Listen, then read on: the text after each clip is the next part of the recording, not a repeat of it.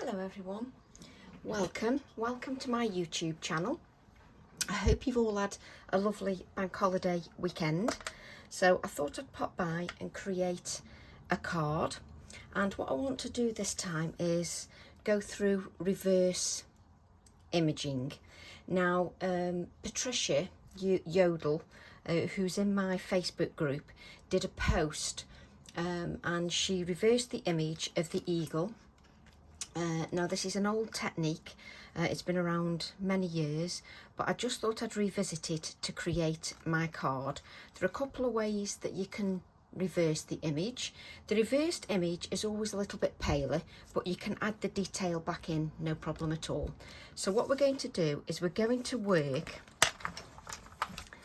with my fully fledged, and we're going to use the eagle, and what I'm going to do is show you how you can make mistakes as well when things go wrong, just so that you can get it right. So I've got a piece of Pink Frog smooth card, and I'm going to show you a couple of ways that you can reverse the image. I'm using my VersaFine Clair ink, and I'm going to ink my image up just with the VersaFine Clair Nocturne ink. Now give your stamp a really good inking. So just be patient and layer the ink so you've got a good even layer of ink, just light tapping over your stamp. Now you want a good wet ink pad for this, and I'm taking a brayer which you can see is not clean at all. So I'm going to start with my brayer, and I'm just going to roll over very slowly just over the stamp, like so, just over that inked stamp. There we go. And hopefully in camera, if I move this out of the way, you can see that that eagle is on the brayer, and because I've got a good wet ink, it means it'll last a bit longer. So what I'm going to do then is just take that, hold that firmly onto the card, press firmly and go slowly over your card. Just go slowly over your card, and there you've got your reverse image of your eagle, which is a little bit paler, but you can then, so you've still got the image on here, so you could continue getting a paler image over your card if you wanted to continue adding the image. So what I'm going to do is just wipe that ink off my brayer, so it just wipes off. It's a nice wet ink, so it's easily cleaned off your brayer, no problem at all. But there's also a different way we can do it as well, but we'll do that in a second. So what you can do then is we are going to colour the image, but what you can do, you can take a micron pen, get your image here, and you can just see where you need to add a little bit more detail. So you can just add a little bit more detail just into your eagle, just make it a little bit darker. Don't think about it too much, just scribble some of those lines on back on the eagle, just to bring the detail, some of that detail back in to the eagle. And don't worry, we're going to add a little bit of that, a little bit of the grey just in the, so just do a few little sort of scribbly lines just to bring in some of the detail again. And let's just bring in a little bit of the detail here, and we're going to add some grey to this anyway, so just bring in some of the detail with a micron pen or a black biro. A black biro is absolutely fine, but you've now got the reverse image of your eagle. There's also another way you can do that. So you can use your gel press, but what I'd recommend is using a gel press that you've used for a bit, because if you use a new gel press, it doesn't take quite as well. It needs to be used quite a bit.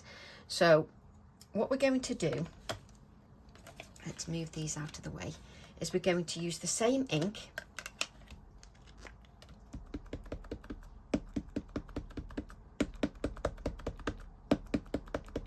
So your VersaFine Clair, and what I want you to do is just take it and rest it on your gel press.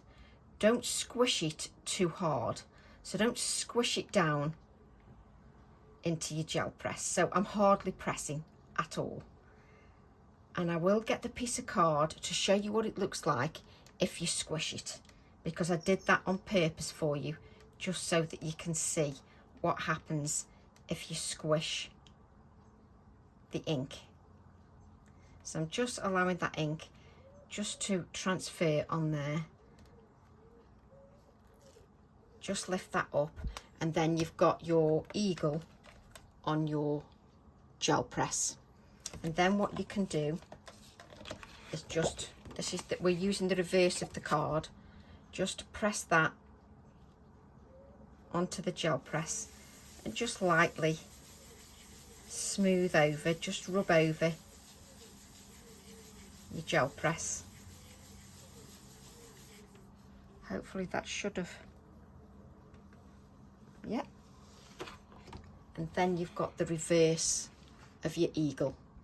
And that one's actually a little bit darker on the gel press, so you can just wipe your gel press, and as you can see, that one is a little bit darker when you do it on your gel press, and you can redefine the lines. Now if you squish your gel press too much, you're going to get it blurry. So remember, don't press too hard on the gel press or else it goes blurry. I saved that for you so you could see. So I squished that one on purpose so you could see where you can make mistakes. So that's how you reverse your image. The gel press definitely gives you a darker reverse image than the brayer, but the brayer gives you a slightly more defined image than the gel press. But what you do is you just draw in the little bit of definition again, just with your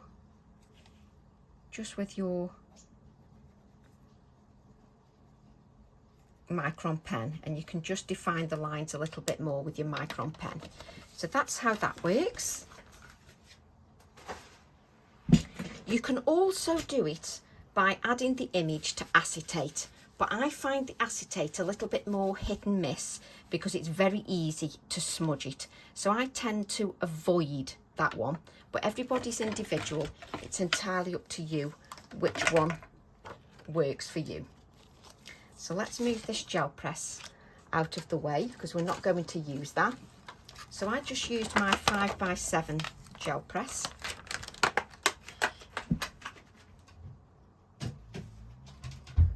So what we're going to do is just add some colour. So which pencils, Tracy? Let's grab some pencils.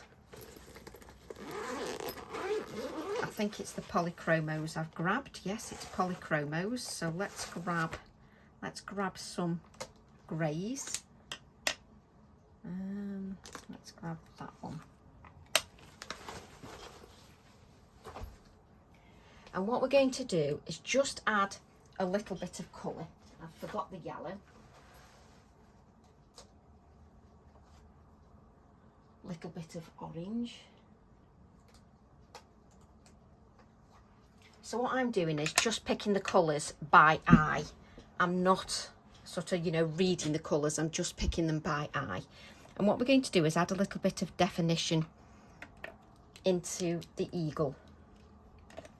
So this polychromo is what grey? Grey 9201274. Warm grey, I think. Yes, it is. It's warm grey. That one is warm grey. And this one is cold grey. There we go.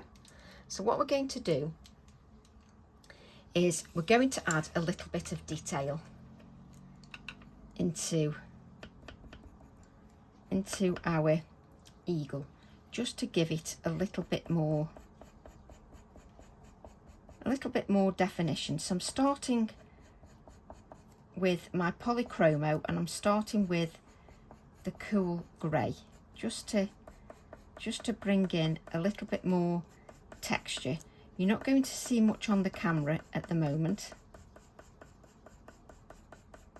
so I'm just adding in a little bit of the light grey, just to give a little bit more texture. And I'm just building up that colour, just to add in, so it just looks like it's got some feathers. And what I'm going to do is then take the warm grey, and I'm just going to add in just a little bit of the warm grey, just to add a little bit of definition in there. And I just want you to add a light touch. Don't be too heavy-handed, and anybody can do this. You're just adding very light, sort of flicky motion. That's a professional term, you know, flicky motion. It's a professional term. As you know, I'm such a professional, not. So I'm just going to now go a little bit darker in here. So I'm just bringing in a little bit of darker detail in here.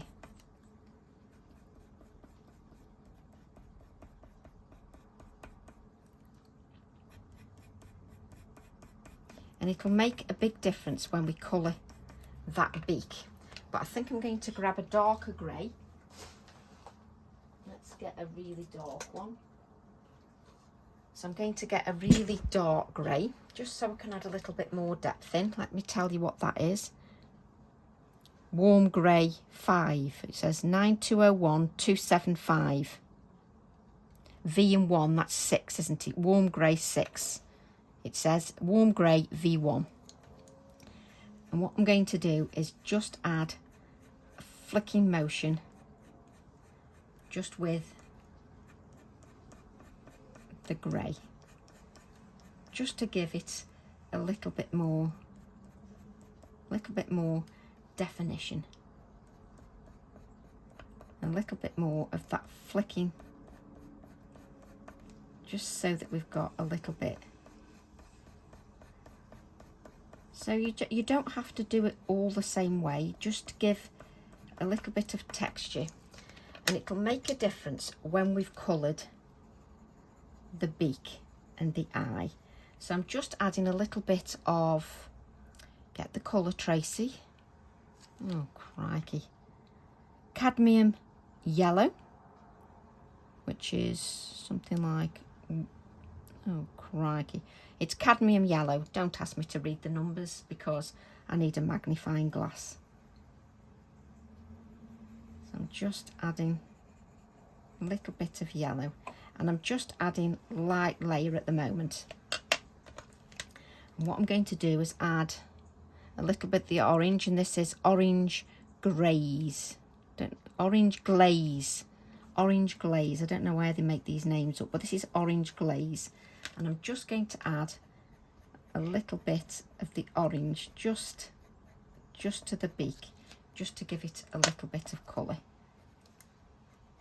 I'm not adding much of that orange, I'm just adding a light touch. And I'm just going to go over the yellow and just make it a little bit more intense.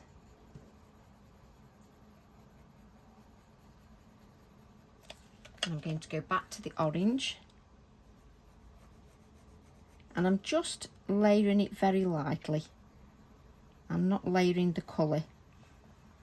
So I don't layer the colour down too firmly, because if you layer it down too firmly, you break down the fibres of that card too quickly. And if you break it down too quickly, it'll go shiny too quickly, which means that you can't add any more pigment. So just add those layers very lightly, just to add that pigment. Now let's add some colour to the eye. So we just add a little bit of colour to the eye. And just a little bit of yellow here, just to give a little bit of lightness, just a little bit there.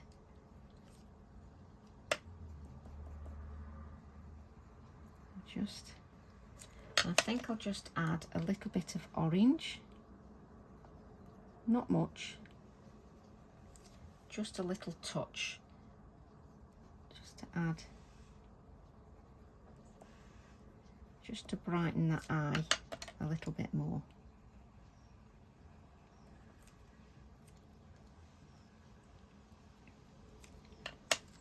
So where's my, let's just get my,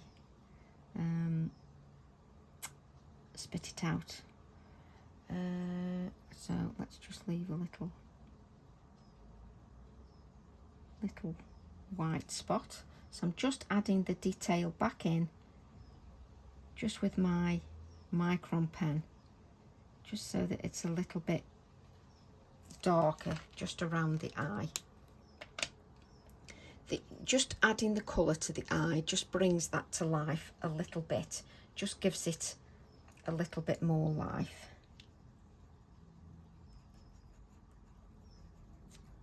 So I'm just going to add a little bit more of that orange.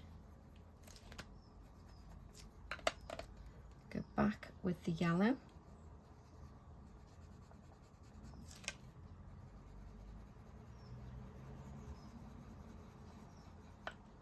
Just take your time, just to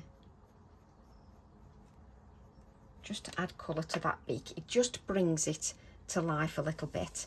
So what I'm going to do is do exactly the same with the reverse image. Just give some of this grey. And now you know what you're doing, you can do it quite quickly because you're just adding little sort of scribble strokes, just to give a little bit more movement, so you start with your lightest colour first, then we'll go with that next colour and just add that next colour, just to add a little bit more detail.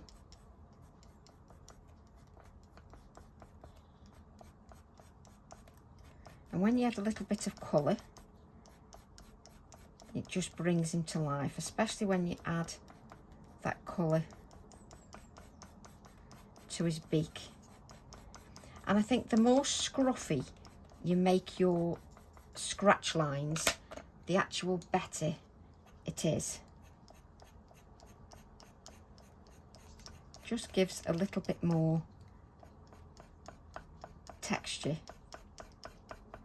just to the eagle. If you just make them not too perfect, don't have to be perfect. So you're not colouring like a professional, you're not thinking about it too much, you're just adding like these scratchy lines like this, because you don't want him to be a perfect eagle. You want him to be a bit dishevelled. You don't want him to be too perfect. Let's add a little bit more darkness to this one.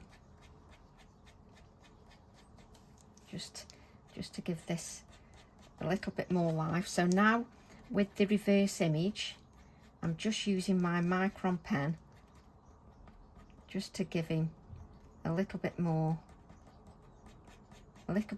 darkness, just so he's got a little bit more life, because it's a little bit darker on this one. So let's make it a little bit darker on that one by just flicking that down, just to give it a little bit more darkness. A little bit more those little, so just make some little marks so it looks like he's got sort of feathers all mixed in there. So we're going to add the eye detail again. So just add the eye detail. So just add a little bit over there. That's it. A little bit the inside. Let's add a little bit of that orange just to the eye. Just a little bit of detail. So I'm just giving the orange a little, just gives it a little bit of life. And you can tell on your reverse image if you're just missing a little bit of detail. You can tell that by just looking at your other image. You can tell if you're just missing a bit of detail. So you can just take that back in again. So just add the colour in his beak. And I always think it's fun revisiting some techniques. And what I like is, as long as you give credit where you've learnt the technique or you've had the inspiration, what I always like to do is then put my own spin on it, sort of take it a little bit further and add my own little pieces to it, just so then it becomes my own, because you don't want it to look exactly the same as somebody else's. So just, and I always think with the reverse technique, what's good is if you've got my blackbird stamp, if you want to reverse the blackbirds or any of the birds, you can reverse them quite easily on your gel press or using your brayer. You can reverse them quite easily and it works quite nicely. So I can just see that it's just coming alive more now. It's just got a bit of oomph about it, if that makes sense. It's just got a little bit more oomph. Let's add a little bit more yellow there, just so it's got a bit more brightness. I think that can be a little bit yellower. A little bit more orange there.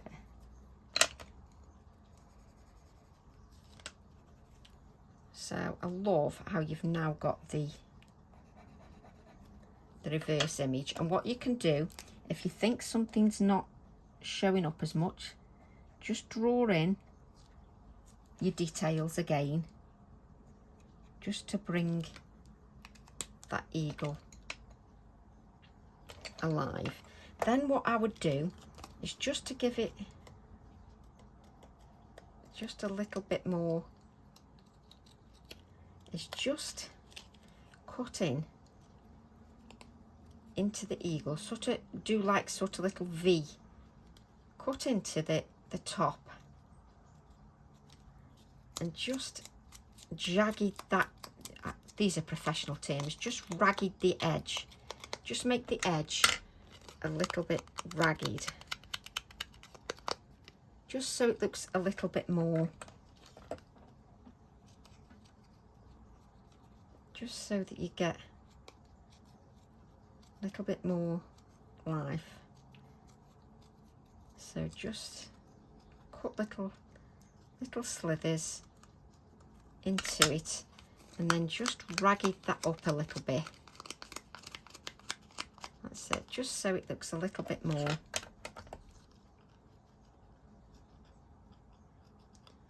And this is a good thing about YouTube is, I know some ladies can only watch a 10-minute video and I've heard people say they get bored after 10 minutes. The idea of my videos is that you can either watch for 10 minutes and pick up a snippet and then come back another time and watch the other little bit. But I do like to go into detail with things because everybody looks at things differently and has questions. So I try to answer questions or preempt some questions when I'm actually demonstrating, just so that you get as much detail as possible. That's it. That's better. So I've got my 2 eagles now. There we go. I can't be bothered to put them away until after the video's finished, so let's forget that. Right, let's get our stencil, which I should have got way before I started the video. That was the one thing I'd forgotten. Let's hope we can find it quite quickly, and we can. So I'm going to use this stencil, which you can see is very well used. And what I've got is I've got a 5.5-inch square piece of card, and I'm going to create on there. So with it being 5.5 inches, it's smaller than my stencil, which is 6 inches, which means that I will avoid getting those straight edges. If you use a bigger piece of card that's bigger than 6 inches square, which is the stencil, then just remember to wipe the edges of your stencil so that you don't get those straight edges. And what I'm going to do, which side, shall we use this side that's a bit, it doesn't matter whether it's cleaner or not, but let's use this side. So I'm going to use my Twisted Citron, and I'm just going over, just rolling, just sort of pressing that on there just with my Twisted Citron to make sure there's a good layer of ink. Now the Twisted Citron is a lighter colour, so I've gone on there quite firmly, but with the Wilted Violet, that is a stronger colour, so I'm going to go on a little bit more gentle because I don't want the Twisted Citron to obliterate, sorry, I don't want the Wilted Violet to obliterate the Twisted Citron. I want the Twisted Citron to still be visible when I add it to my card. Will that be enough, do you think? So like I'm asking you as if you're going to answer me back. Now, if you've then got your Twisted Citron here on your Wilted Violet, just smear it across a piece of card or your non-stick craft sheet. You can use that ink and it'll just clear that ink pad back up again. What I can do then is I can spritz my stencil with water, which I'm going to do off camera. Now what you want to do when you spritz the stencil with water, can you see there, you can see it is wet. You need to make sure that you wet it enough. Then what you need to make sure is that you've got a piece of kitchen roll or a piece of card, that it's the kitchen roll that I use because then it can blot up some of the moisture. So I'm going to take the card, take my stencil, and because my stencil is bigger than my card, I won't get these straight lines.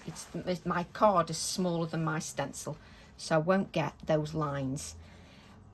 If I just allow that to sit on there just a few moments, because you want it to sort of absorb into the card.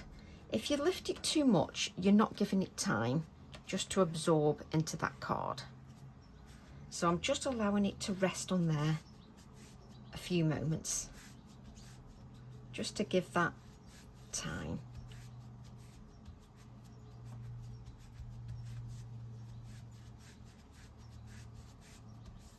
That should have had plenty of time now. And if I lift that up, you've then got your background Okay, so you can also take a second generation print from that if you wish. Now, the thing for me is when I do a background like this,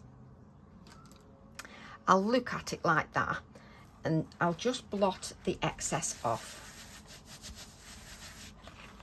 And what will happen is the backgrounds are very hit and miss. So with this one, there isn't enough purple on there for me. So what I do is I take my wilted violet, I'll just spritz that with water, and then what I'll do is I'll mop some of that purple up onto my card.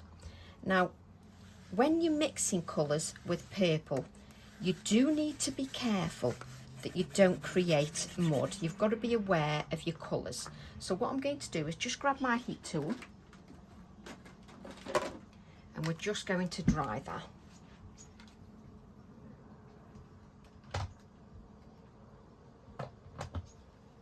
And the reason I'm drying the colour is because I don't want to lose that detail of that stenciling, and I don't want to make muddy colours. So what I'm doing is I'm drying the layer, and then I'm going to add another layer of the purple just to give it a little bit more vibrancy. Now, just to change that a little bit, what I'm going to do, let's just dry the reverse of the card.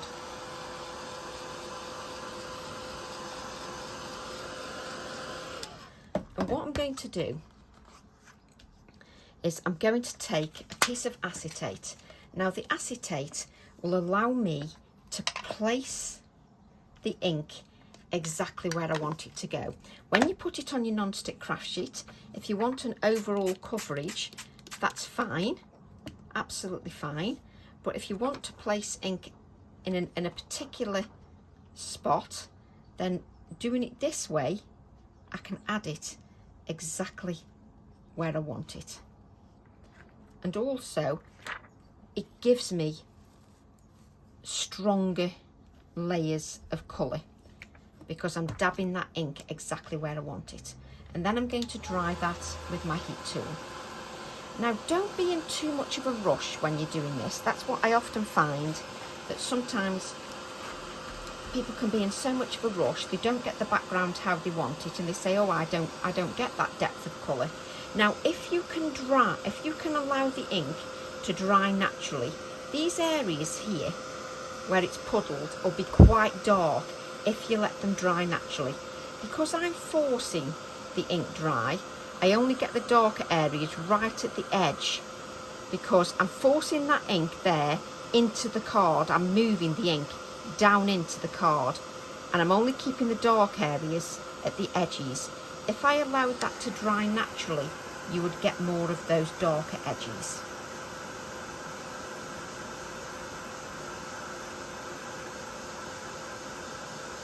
And I'll just show you what I mean once this little area is dry.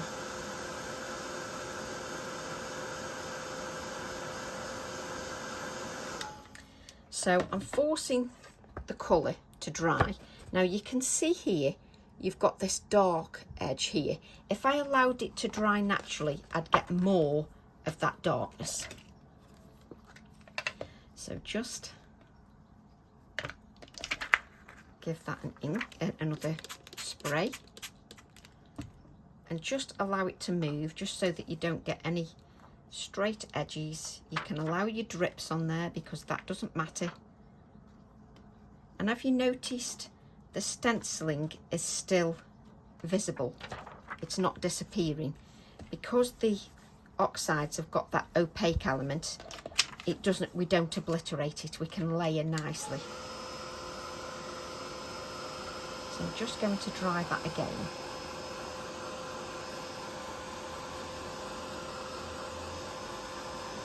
What happens is that stenciling is being pushed into the background.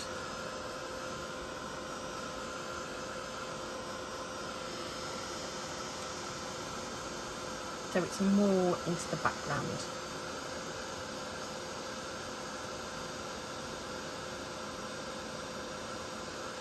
Just dry. Let's turn it over so that we dry the back as well. And obviously remember, when you're using your heat tools, just move your ink pads out of the way. You don't want to apply strong heat to your ink pads. So this is the background we're getting at the moment. You can still see that stencil in the background, which I absolutely love. So what I'm going to do now is add that Twisted Citron neat onto the background. So give that a Twisted Citron. Now, because I've dried that layer of ink, it's not merging together. Now, just be careful with that purple. When you're adding the green, you want to keep the green. You don't want any muddiness. So that's why I'm drying in between the layers.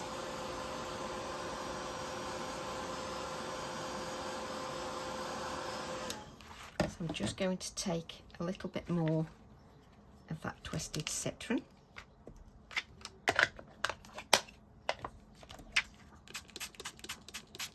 And again, just make sure that that ink actually moves. You can drop a few little drops on there.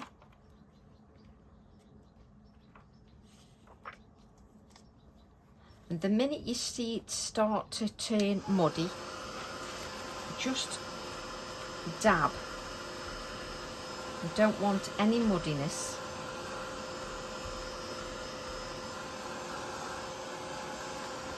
Then what I want you to do is just then give that a thorough dry.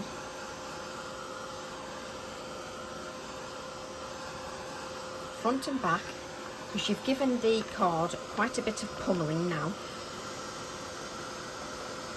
So just give that a thorough dry.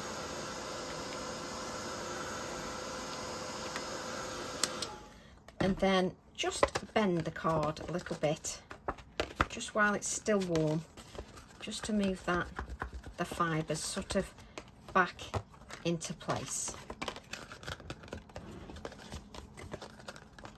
There we go. So what I'm going to do then is I'm going to grab my ink blending tool, whichever you prefer, ink blending tools, ink brushes, whichever is your cup of tea. And then what I'm going to do is I'm going to add a little bit more of the vibrancy back with the Twisted Citron by adding some depth of colour. Now, when you're applying the ink, whichever tools, whether it's cut and dry foam, ink blending tools, whatever, always make sure that you prime your ink blending tool to make sure that you've got plenty of ink on there. If you don't make sure you've got plenty of ink, all it does is it drags you across your card. It makes your wrists ache because you're working too hard. You don't need to work too hard when you're blending. So I'm just adding that Twisted Citron back in so that it really pops. Let's grab the purple. So you can see I've got a whole mixture of ink blending tools. I'm a typical crafter. A whole range that I test. So I'm now using this ink blending tool because this is the one I've got, and I'm just going to add a little bit of the purple just here and there, just in a couple of places. Don't think about it too much, don't be too regimented. Okay, so we've now got our background, and what I'm going to do is take my Twisted Citron. I could have done that on the acetate really, not on the non-stick craft sheet if I wanted to. So let's take a little brush, spritz the Twisted Citron so that it's flowing nicely. Take my brush and just give that a splatter. I'm not using a fan brush, I'm just using a brush, tapping it against my finger and adding the splatters. So just add the splatters of ink. And you can just allow that to rest on there, don't dry it. I'm now going to take the Twisted Citron.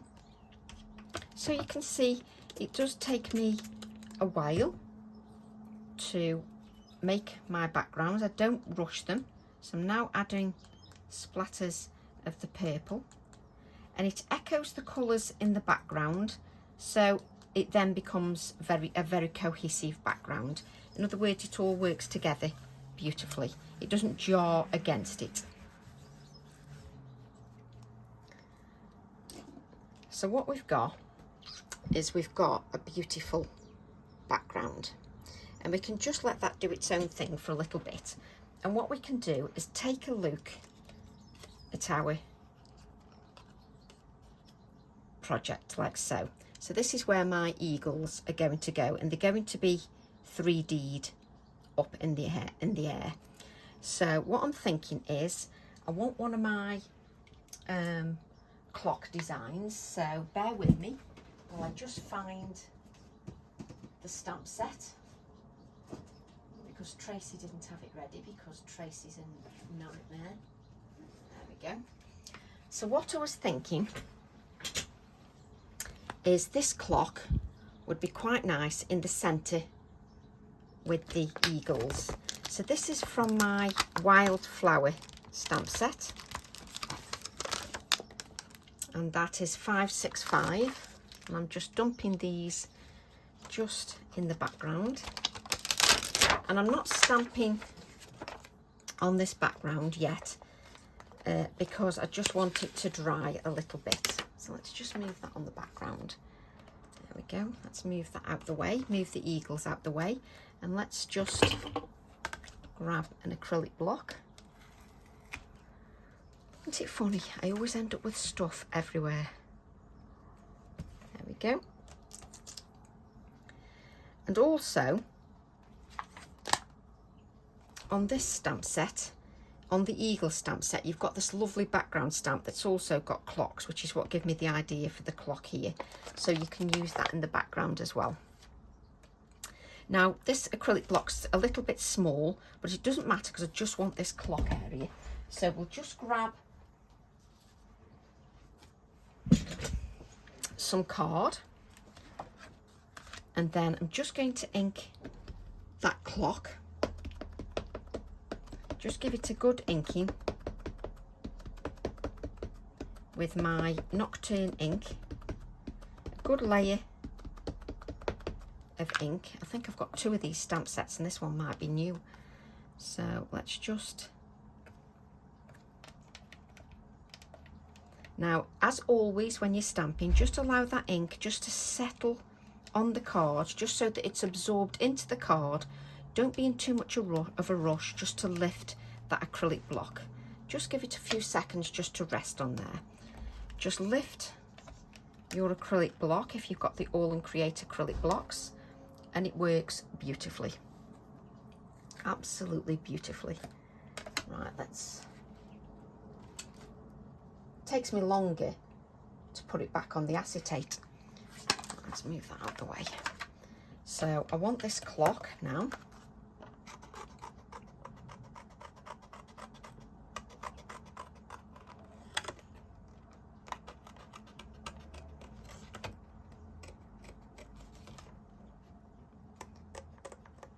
Let's just cut this out. Nice simple image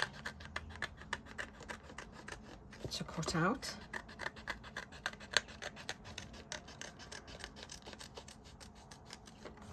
There we go. And I always like having a little bit of a play around. So you can see the background now has got purple and green splatters on it, which adds to that background. Now I'm just going to blot a little bit just so that I'm not dipping my hands into moisture, but even though I've blotted, it'll still be reacting because the card's still quite wet. So I'm going to add the clock there, and the eagles will sort of be here like that. Now what I'm thinking is, do I want, where are we? Is it, so I'm going to stamp in the background, and I'm just wondering whether I do want a flower. Let me check. Let me see. So what I was thinking, I've got my worded petals here. You know, let's just get another stamp set out, and I've nowhere else to put it. And I'm just wondering whether when I add the flower, yes. So we'll have this here. So just leave this in place like so. And you know me by now, I'm a huge faffy. So let's take our flower stamp. And let's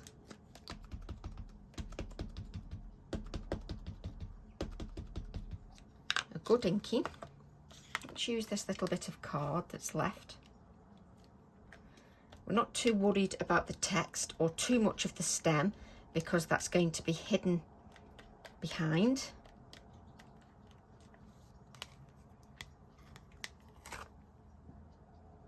And what I'm going to do is I'm just going to give that a little blot, just because I am going to colour with pencils, and I think I'll just give that a little bit of a dry.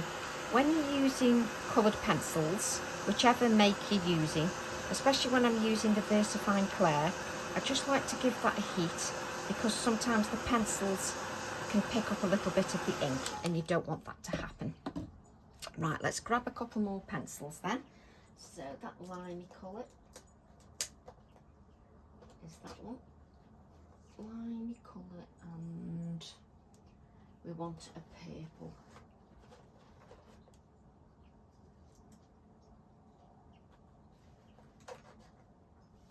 It takes me longer to get them out the packaging than it does anything else. Right. This is earth green. Let's have a look at that. Might not be yellow, limey enough for me.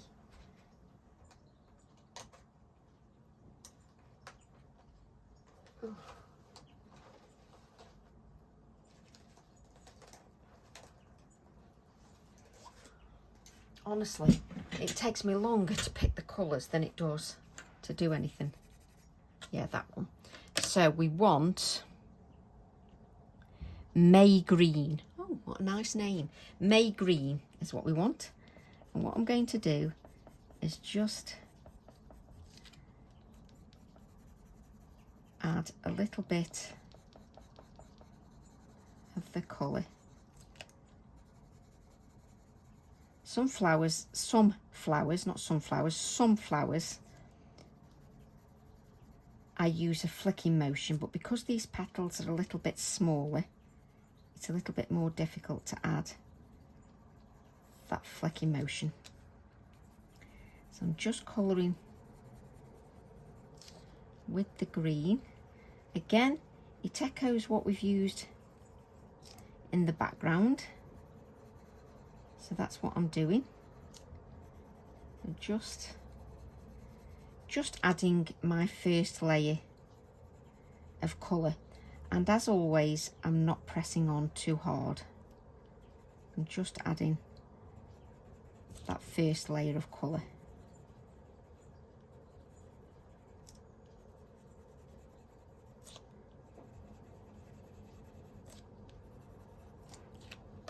And what I'm going to do is I've got, what colour have I got here? Purple violet. And what I'm just going to do is just add a little bit. What I find is good with the purples, if you're colouring a flower sometimes, if you want to add a touch of shading, you can use a purple or a blue, and it will give you a little bit of shading. And it works quite well just to give a little bit of shade, a little bit of depth to your design. And because I'm not pressing on very hard at the moment, you won't see it in camera. Hopefully you'll see it the more I build the colour up. Oh, I didn't even add any there, so you won't see anything there. When I've finished colouring, hopefully you'll see that. So just Now pressing on a little bit harder.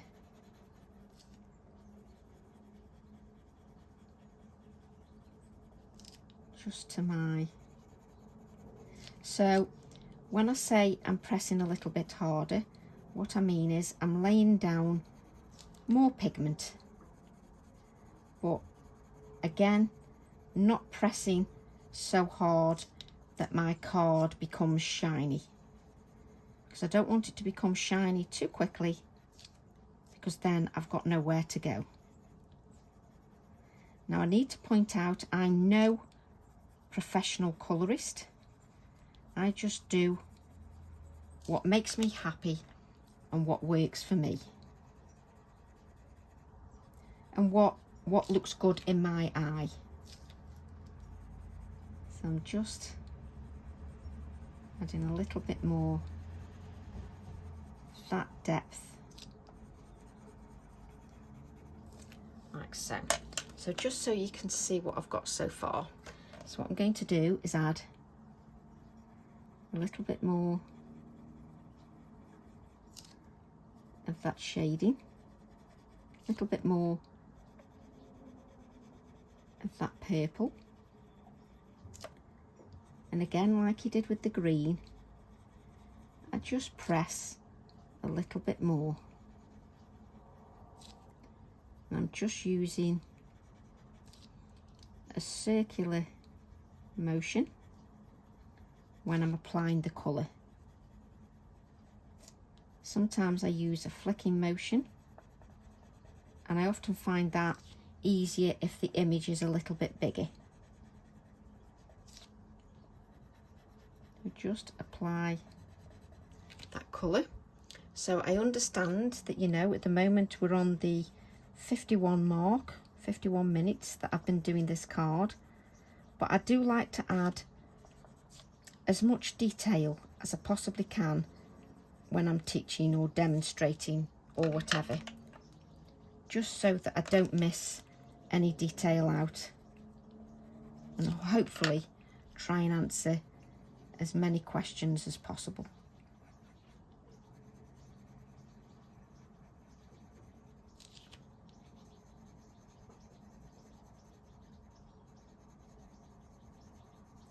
So again, just layering down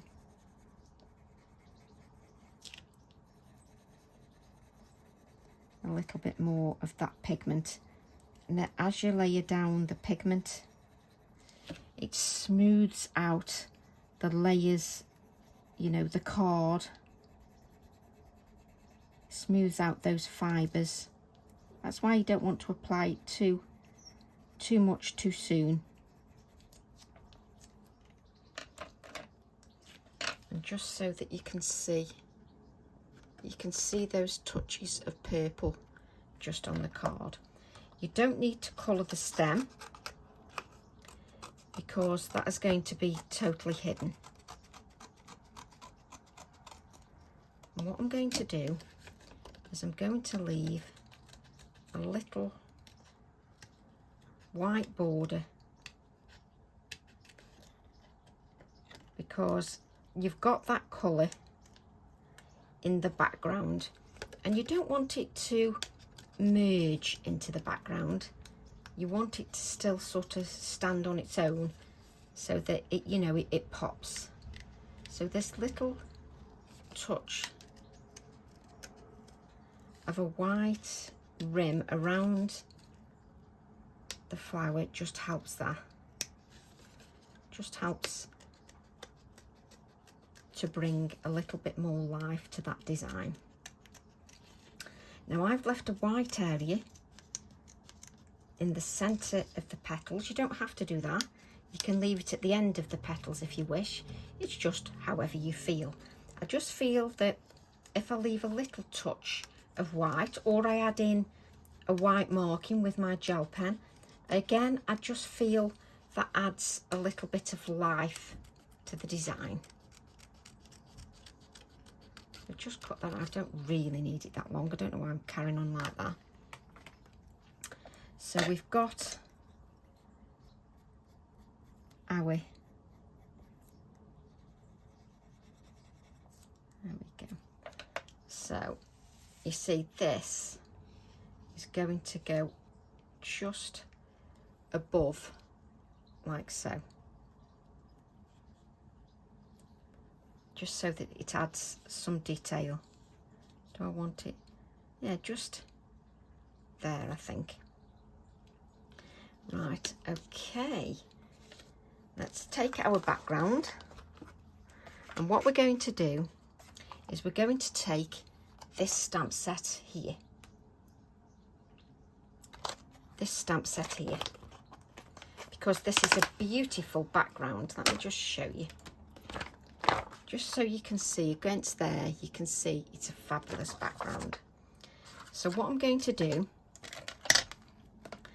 move these pencils out of the way because we can't do anything. What I'm going to do is I'm going to use it as is. So I've got a little bit of the background here, so I'm going to add a little bit of stamping. Now it doesn't have to be perfect, because what you're going to do is keep bringing, let's just worry about the flower later. The flower's going to be tucked behind there, so keep bringing your image in so you can see where you're going to add a little bit of these designs. Just a fantastic background stamp, just to add some much needed detail to your background. And I love using stamps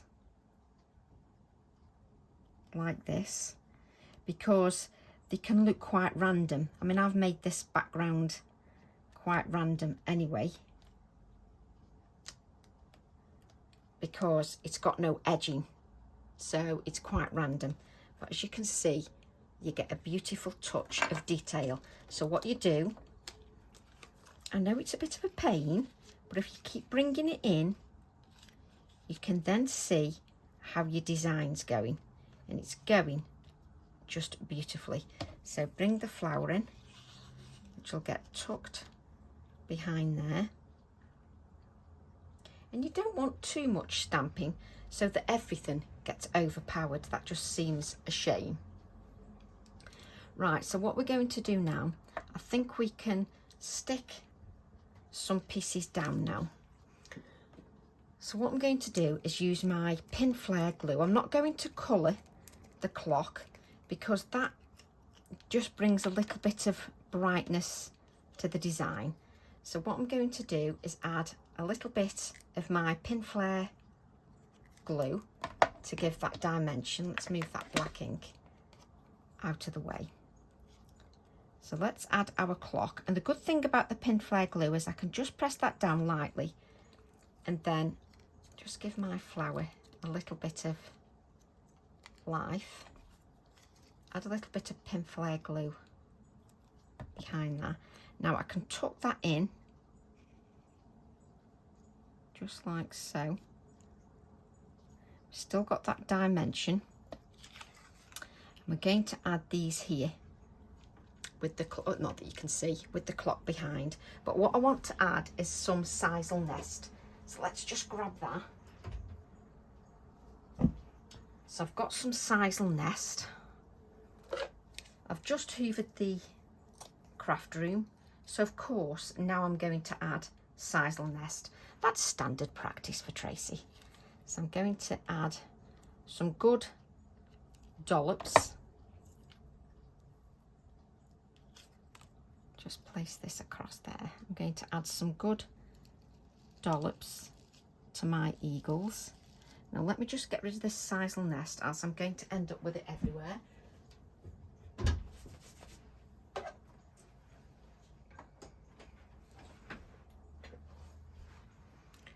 Let's just make that a little bit straighter. Add the other one. Now because I've used this pin flare glue, it will allow me to move my eagles if I haven't quite got them in the right place. So just press them down a little bit, not too much, because you want them to still be 3D, so they've got that life. Let's just push that glue up, just so that it comes to the top. There we go. Just wipe that little bit off. Look at that. Don't think that's very clean, do you? There we go.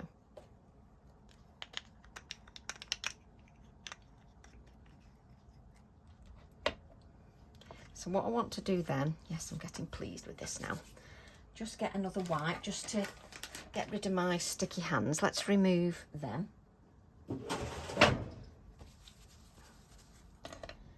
So what I'm going to do is grab the eagle stamp.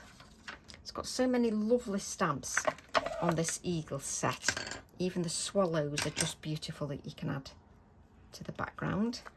I never put it on the acetate so that it's quite lined up. So we've got the word eagle. So let's take that. A little bit of card here. Where's my acrylic block?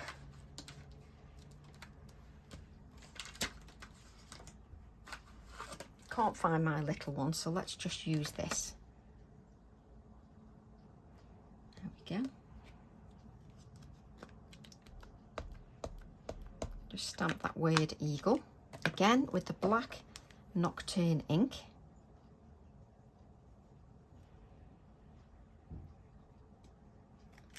There we go.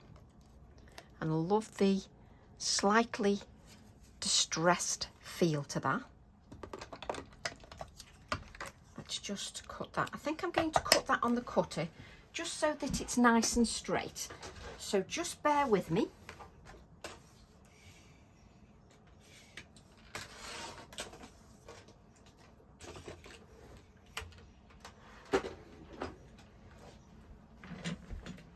So just so that that's nice and straight. What does that say? There's actually another lovely background on this stamp as well. That one. That is lovely. Might just extend my design a little bit with that. So what I want to do is add the word eagle. And you can see I've just left it a little bit so that I can place the eagle just there. So let's just have a little bit. Do you know, I knew the minute I got rid of the ink blending tool that I'd suddenly decide that I need it. So just add a little bit of that purple just around the sentiment. Then let's just move this out of the way and bring in my black Posca pen, and let's just add a black edge as well, just so it makes it pop. That wasn't very good, Tracy. Just so it makes it pop a little bit more.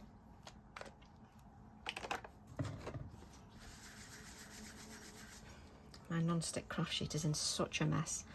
Right, so what I think now is we can add the word eagle there, and what I'm going to do is just add a touch of glue sort of at the edges. Just add that touch of glue at the edges, and then I'm just going to press the edges just onto the eagle. Just give that time. And in real life, because I've made the eagles have jagged edges, it really just sort of adds to that. I'm loving this, absolutely loving it. So what I can do now, I've just spotted on this stamp set, this background stamp. Like I've just spotted, I designed it. But on this stamp set here, just look at these perfect little circles and background details. So we're just going to add, we're going to extend the design a little bit more. Not that I can actually see because it's not inked. So I'm just going to add a little bit more detail. Just oh yes, just the little detail here. And I'm just going to extend that detail just here as well.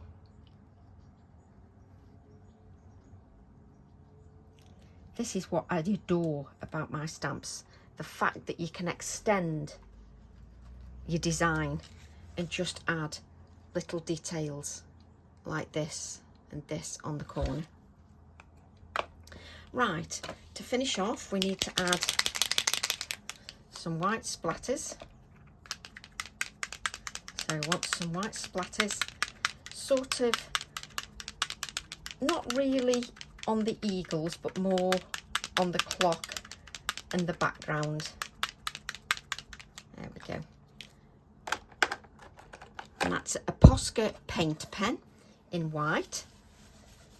So I use a Posca paint pen, but just so that you can see it's got dimension as well. Then let's add that to a black mat. If you don't have any black card, we'll just do what I did with the Posca pen and just add the black edging that way.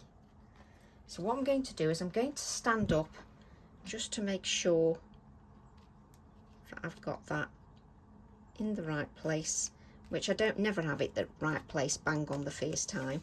Now you've worked with a piece of card that's had moisture on it. It's been bent this way and that way and the other way, and what it's trying to do is sort of work against you now. So you do have to spend a couple of minutes just pressing down each of the areas just to make sure that that grabs hold. The best thing is obviously not to do it when you have got wet fingers, but I also want to show you something else that Diane told me about. Let me just, right, let me show you. Have I got it here? Have I left the product out? Oh, I have. Right. When you add your Posca pen, it takes on the colour of the distress oxides, because that's what oxides do. They react with moisture. That's what they're there. They're intended to do that. But I still love that effect.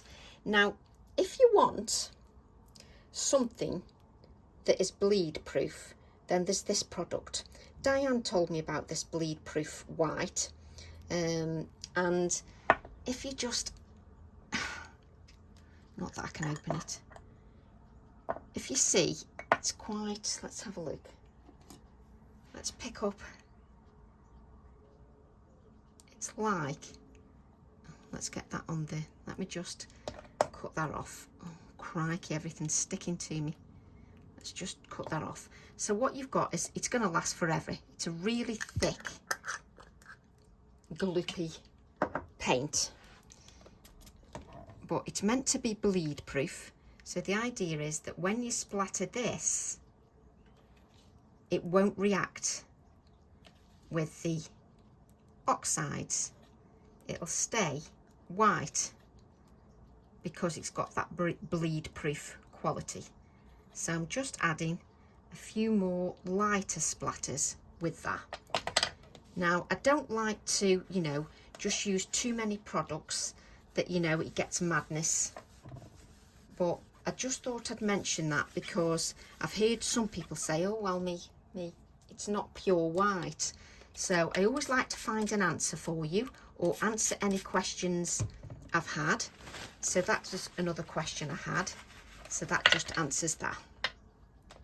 There are many of those bleed proof inks that you can use, but just so that you can see that, I'm then going to add that to a 6" by 6" card blank.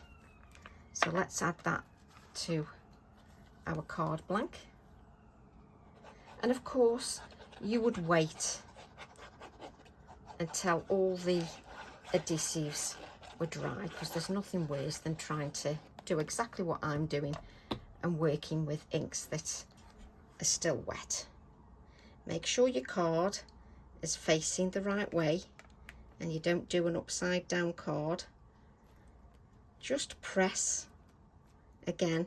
You just have to give it a couple of seconds just to grab. Well, I do when I'm using the tonic glue. It grabs beautifully, but you do need a couple of seconds just for it to grab a hold. Now, personally, I adore that eagle. I think he's majestic. I think he's lovely. And he adds a powerful image as well. But he works so beautifully with those florals and the background. So I hope you've enjoyed that. I hope you've enjoyed the step by steps. I love hearing your feedback. So thank you everybody for your support. Thank you to those that have joined my YouTube. I really appreciate it. Love to all, and I'll see you all soon. Bye for now.